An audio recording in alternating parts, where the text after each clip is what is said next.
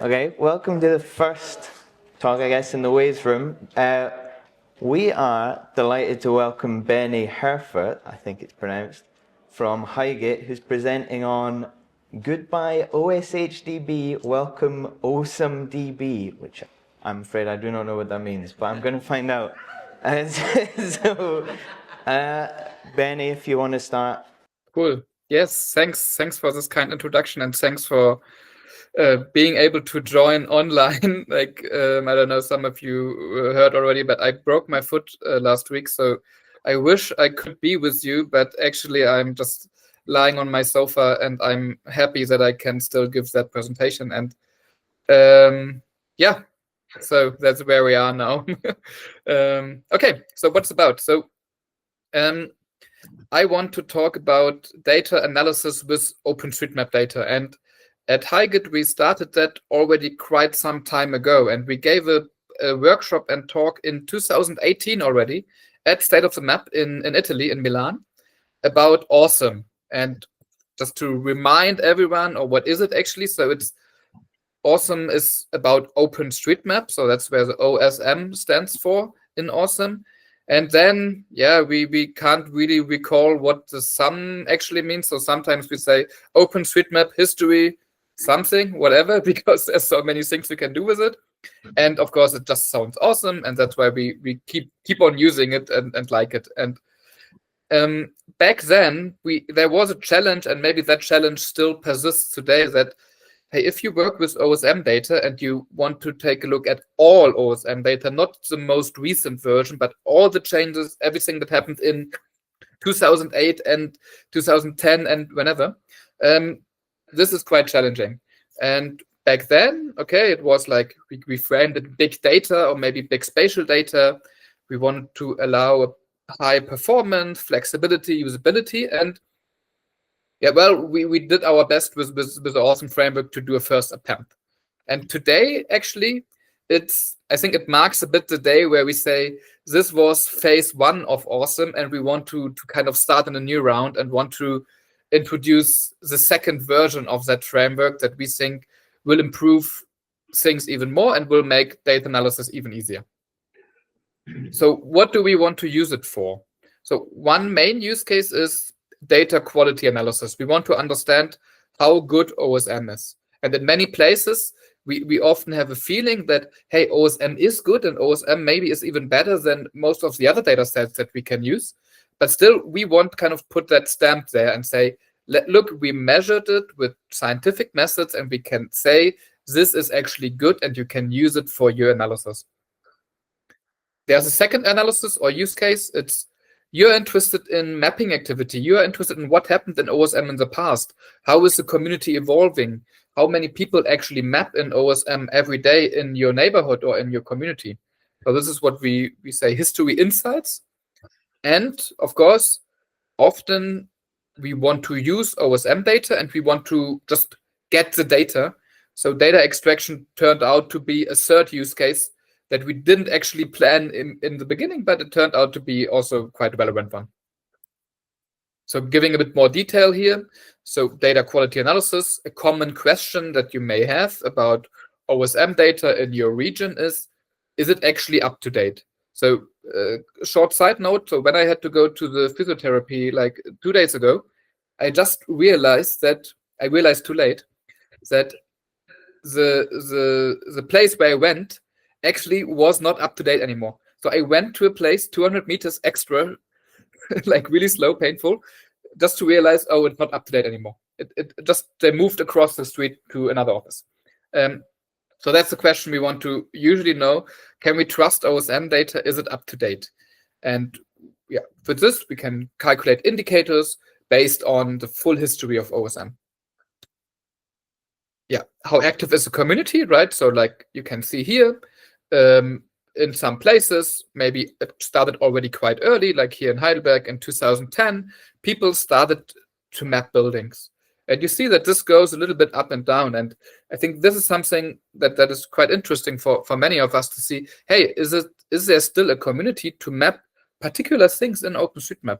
It's not only about like the overall number of people that map, but also for quite particular things like the power network or the streets or post offices, point of interest, restaurants. So really understanding, like, is there a community that also can like maintain OSM in the longer run? And finally, here for data extraction, one example from our colleagues from HeiGIT, that they work a lot on the topic of climate action, and they're interested in the bicycle network. And of course, in many places, OSM now has this information about, are there cycle lanes? What is the surface of the path? And that's something that we extracted here and put on a map and classified in a way like how easy it is or how nice it is to go with your bike there. Yeah, so that's another kind of analysis that we want to support, this type of data extraction. I started with a challenge slide from 2018, and what's the challenge in 2025, or what challenges do we see at the moment? And I collected use cases from partners that we work together with, to kind of illustrate what I've been, or what we as a team have been working on in the last 1.5 years, and where we realized that our existing framework kind of reaches its limits. So things still work maybe, but not as good as we would like to see it. So for instance, here on the left, you see a country map of Germany, and we wanted to know if OSM land use, land cover information is up to date. And we created a grid of 10 by 10 kilometers. And for every of these grid cells, we wanted to know how up to date is OSM. And in the end, you end up with a lot of grid cells. So you need to send a lot of queries, analysis, and we realized, okay, this is actually working, but it should be much faster. Another example here on the right is, well, more and more, if we want it or not, data in OSM is not only manual mapped, but maybe comes from other sources like AI generated data or AI assisted mapping, or comes from corporates. And usually, if you look at the data, you don't see it. So what we want to do actually is we want to bring those two data sets together. The data from elements, buildings, roads, points of interest, plus the metadata from change sets. Who did it? What was the editor used, like JOSM or ID? And do we learn more about this edits if we look at hashtags? Like, was it, for instance, AI-assisted mapping? In general, we always want more frequent data updates. So actually, we want to be as close to the OSM source as possible. So a minutely update would be cool. People want to compare OSM with other data sets. Like, we did a project with World Bank where they were interested in mapillary data, so Street View, crowdsourced Street View data.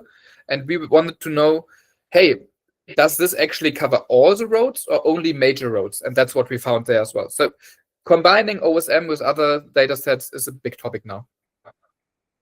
If you go in the humanitarian sphere, OSM data is used a lot in many countries. And there's a need to communicate the quality of that data in an easy, consistent, simplified way in a sort of data quality report. That's something we want to do with HDX, kind of come up with data quality reports per country that we can also frequently update whenever OSM data changes. We have research questions from Heidelberg University where it's about vandalism detection in OSM, other universities that are interested in comparing OSM to other data sets, could be Overture, could be Microsoft ML buildings, right? And in general, kind of we want to keep up to date with the evolution of the tech stack. So we want to use new data formats, we want to use new tools like DuckDB or GeoPucket that make it just so much easier nowadays to work with geodata in general and maybe OSM data in particular. So to summarize a bit, I think there's still one big challenge is the trust. We need to build trust in OSM. We still need to do fast spatial temporal analysis. We need to provide access to the data. We need to combine it with other data sets. And we need to make this actually as close to the OSM source as possible. And that's something we learned maybe in the past 7 years, that at the beginning we were we were limited in respect to computing resources. We had a focus on history and aggregation, but also many other data quality analysis require just the latest data, while others require the full history. If you are flexible, this often comes with a cost of performance. So if you can pre-process something, this will make your analysis much faster. And our custom Java-based approach that we invented back then is super powerful, but actually we realized, well, SQL is just much easier for many people to use. Yeah. There are also things that worked well. So a filter language for OSM data would be the awesome filter language that you can specify which tags you are interested in. Simple data extraction is still a need today. And we have this awesome dashboard as a very low entry point for anyone, even without any programming skills, that they can use it. So how can you use it? We have this dashboard, just a website. You go there, you click yourself through, you define what objects you're interested in, and then you get your statistics. Super easy. We have APIs. So if you are able to do Python, R programming, if you can write a script, you maybe want to automate an analysis through that, that's the way you would go. You can run analysis for many regions super easily. And then we have a lowest barrier kind of, or the highest flexibility, but also maybe the most complicated one. It's Awesome Planet, where you would actually get access to all OSM data in an easy data format. So we provide a GeoPacket file. You just get it. Everything is in there, and you're on your own and can do whatever you want. So it's super easy, but needs a bit more like brain from your end. So you see that with these tools, there's a trade-off between usability and flexibility. Dashboard is the easiest one to use, whereas Awesome Planet is maybe the most complex one, but gives you the biggest flexibility. You can do whatever you want. What's going to come up next? So we will improve the dashboard. It will be faster. There will be an interface for data extraction. There will be new indicators for data quality, for history insights. It will be even easier for you to define what you're interested in. So buildings, roads, subsets of these. For the API, there will be a major refactoring. So we will basically do it from scratch and improve it. So that will be more simple, more consistent. We will have new response formats that make it easier for you to embed the results in your tools. And at some point, there will be user management and API keys. It will be for free, for sure. But we just want a way to understand who are actually using our service. At the moment, we are sometimes a bit blind on that eye. For the quality side, also there, we see it will be much faster. You will be able to define your own filters if you need. And we will also make sure that you can easily integrate it into your workflows. And for Awesome Planet, I think the biggest thing upcoming there quite soon is minutely updates, and also being able to set up change set data directly with that tool. And that's a bit our road kind of that I wanted to present here, because it marks kind of the start for us as a team for a quite long journey. It's more like a marathon, actually, from Dundee to Paris, we called it. So here kind of we say, okay, all these things are going to change for the better. And we want to arrive in a bit more than half a year at SOTM in Paris and say, look, now the new system is in place, everything works, we are super happy, and we hope that also everyone else is super happy. So we start with the minutely updates already now. You will see improvements in the performance of the Awesome Quality API already in January. Then we will have a phase of API development until April. The new API will be available. You can use it in your analysis already. And then we will have a transition phase from April to August. So everyone that might still use the old approach, it will still be working at that time, but we will deprecate it when we arrive at SOTM in Paris. Yeah.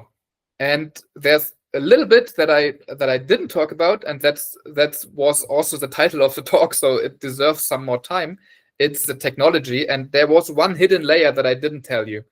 So why can we make it faster now? Why do we think it's easier and better and whatsoever? It's this hidden technology layer, and this is what we call OSHDB. But OSHDB is just we were getting back to the roots kind of, but it's relational. It's a PostgreSQL database. It's spatial because we use the PostGIS extension, and it's distributed through the Citus extension. So basically, we use the best of a very well-known world and put it together, but apply it for OSM data. And we use the GeoParquet files that we generate with Awesome Planet, and simply spoken, we put it into a database. And in the database, we have all the tools that already exist to make analysis fast. We have SQL as a powerful language. We have indices for geometries, but also for other attributes. We can use table partitioning. We can pre-processing of geometries. We can do so many things that in the past we had to build on our own, but now we can just rely on the power of these existing tools to do more or less the same thing. What is in there? So at the moment, there are around like 1.5 billion OSM elements, but they have multiple versions. So in total, we have like 4 billion entries, 4 billion, different versions of OSM, kind of, corresponding to 170 million change sets and about 2.2 million users that made these edits. I think the number of OSM accounts is 10 million, but actually only 2.2 million of these actually did any edit in OSM. And depending on your setup, in total, this needs, for the full history thing, 4 to 4.5 terabytes disk. And then we're set, and we can do fast analysis in SQL. Why is table partitioning a good thing? Because you can access faster some data. I think I will skip that one, but I can upload the slides later. You can inspect this schema if you're interested in. And just saying, easily you can do SQL to derive the analysis that I shown to you earlier. I think I run out of time already. So it's not only me, of course, that does this work. There's a big team behind that. A few of them also sneaked into this online presentation. Thanks everyone. And I think time is up.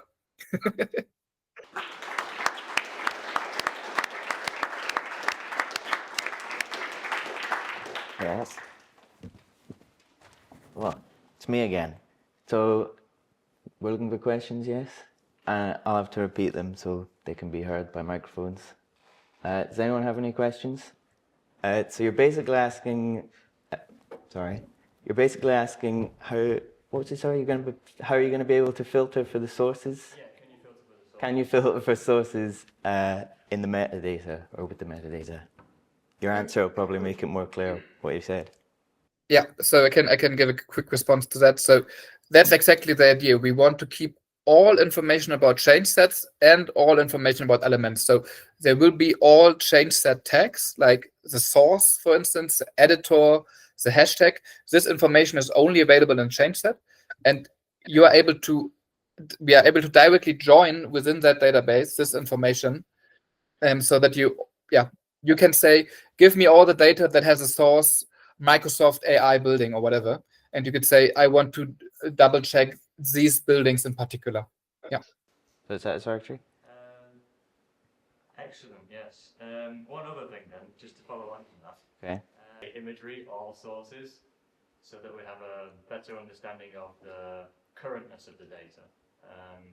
Sometimes the source used might be quite old, even though the edits are relatively new.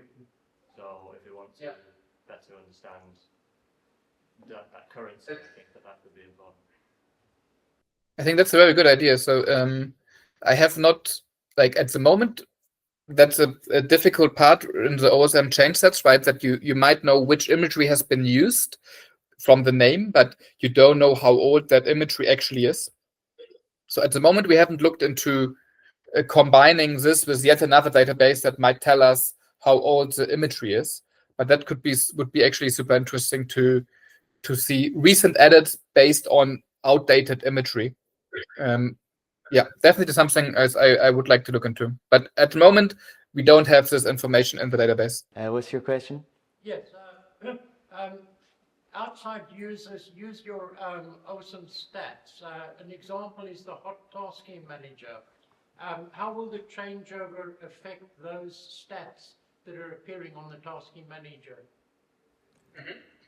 So I hope not at all. So in the hot tasking manager, we have the integration of minutely updated statistics on user activity and also using hashtags. And what I've shown here is this awesome planet tool.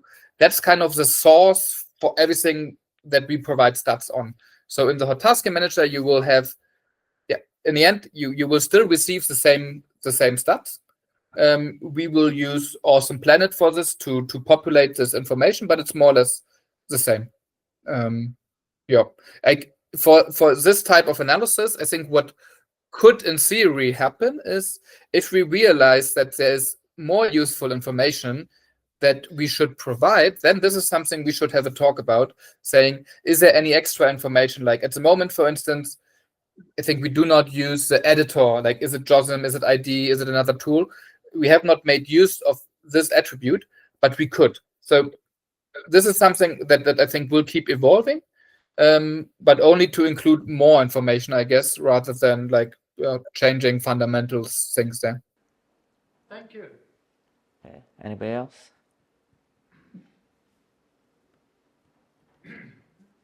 No more questions. There's a question. I mean, great to hear of all the developments. Thank you. Just a quick question on the API. You mentioned there'll be a new one coming out. So would users have to change their API calls and update when the new one comes out? Yes, that's exactly why I gave this talk, also to just make everyone aware of this change. I think it's kind of the biggest change that we will like in the past 7 years. So there will be a new API. There will be things that will stop working. So it might be that API endpoints that currently exist will not exist in the future. And that's why we want to take everyone along us on that journey. So there will be a transitioning time, and we are like super happy to help everyone to kind of get started with a new system, and we want to learn kind of what the new system should improve. But definitely there will be breaking changes. So things might stop to work. Yeah. And sorry, with the release in April, would there be some documentation in April as well for the API? Yes. Okay, amazing. Yes. So in April, the new version will be released with the documentation and examples how you can use them. Maybe we can think about an online workshop or whatever. And then there is the old version still is going to work until Sotem Paris, right? So there's these 4 months where kind of we will have 2 systems, the new one and the old one. And this gives you or everyone else the time to switch from one API to another. And you can also test that you get the same numbers or that it works.